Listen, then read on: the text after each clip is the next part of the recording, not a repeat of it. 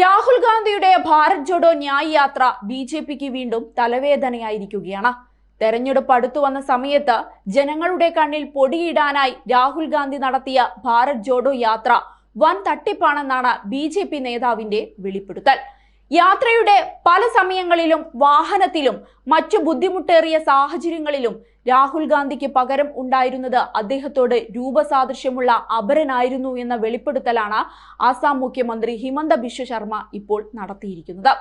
എന്നാൽ ഇപ്പോൾ ആ വെളിപ്പെടുത്തൽ കൂടാതെ അപരനെ കുറിച്ചുള്ള വിവരങ്ങളടക്കം തിരിച്ചറിഞ്ഞുവെന്നും കൂടുതൽ വിശദാംശങ്ങൾ പ്രധാനമന്ത്രിയുടെ ആസാം സന്ദർശന വേളയിൽ ലഭ്യമാകുമെന്നുമാണ് നേതാവ് പറഞ്ഞിരിക്കുന്നത്. പദയാത്രയ്ക്കിടെ രാഹുൽ ഗാന്ധി ഉപയോഗിച്ച അപരനെ ഞങ്ങൾ തിരിച്ചറിഞ്ഞു. മിക്ക റോഡ് ഷോകളിലും രാഹുൽ ജനക്കൂട്ടത്തെ നേരിട്ടിരുന്നില്ല. ഞങ്ങളത് സ്ഥിരീകരിച്ചിട്ടുമുണ്ട്. അദ്ദേഹത്തിന്റെ ബോഡി ഡബിൾ ആയിരുന്നു മിക്കപ്പോഴും ജനങ്ങളുമായി ബന്ധപ്പെട്ടുകൊണ്ടിരുന്നത്. തന്റെ സാന്നിധ്യത്തെക്കുറിച്ച് ഒരു മാധ്യമം റിപ്പോർട്ട് ചെയ്തതിനെ തുടർന്ന് വിവാദമായതോടെ അപരനെയും വഹിച്ചുള്ള യാത്ര കോൺഗ്രസും രാഹുൽ ഗാന്ധിയും പാതി വഴിയിൽ ഉപേക്ഷിക്കുകയായിരുന്നു. പിന്നീട് അയാൾ ആരോടും പറയാതെ ഗുവാഹത്തി എയർപോർട്ട് വഴി ഡൽഹിയിലേക്ക് കടന്നു. യാത്രയുടെ അവസാന ഘട്ടത്തിൽ പോലും പങ്കെടുക്കാൻ നിന്നില്ല.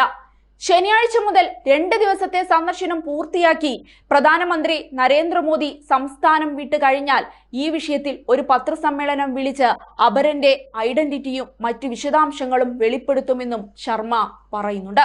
അതേസമയം യാത്ര ആസാമിലെത്തിയപ്പോൾ വളരെ ക്രൂരമായാണ് രാഹുൽ ഗാന്ധിയോട് ഹിമന്ത ബിശ്വ ശർമ്മ പെരുമാറിയത്.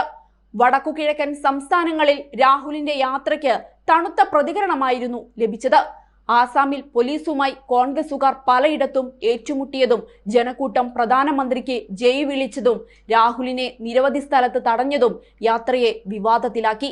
രാഹുൽ എത്തിയ ലോക്സഭാ മണ്ഡലങ്ങളിലെല്ലാം ബി.ജെ.പിയുടെ വിജയം ഉറപ്പാണെന്ന് ആസാം മുഖ്യമന്ത്രി ഹിമന്ത ബിശ്വ ശർമ്മ പ്രസ്താവിച്ചിരുന്നു.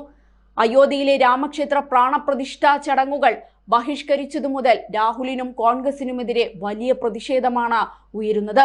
ഇതിന്റെ പ്രതികാരമാണ് ഹിമന്ത രാഹുലിനോട് കാണിച്ചത്. രാഹുലിനെ കള്ളക്കേസിൽ കുടുക്കാൻ വരെ നേതാവ് ശ്രമിക്കുകയുണ്ടായി. ഏതായാലും ഉത്തർപ്രദേശിലൂടെ ഭാരത് ജോഡോ യാത്ര നീങ്ങുമ്പോൾ ഈ പ്രതിഷേധത്തെ എങ്ങനെ തരണം ചെയ്യുമെന്ന ആശങ്ക കോൺഗ്രസിനുണ്ട്. ഒരുപക്ഷെ ഇതിലും ക്രൂരമായിട്ടായിരിക്കാം യോഗി സർക്കാർ രാഹുലിനോട് പെരുമാറുക.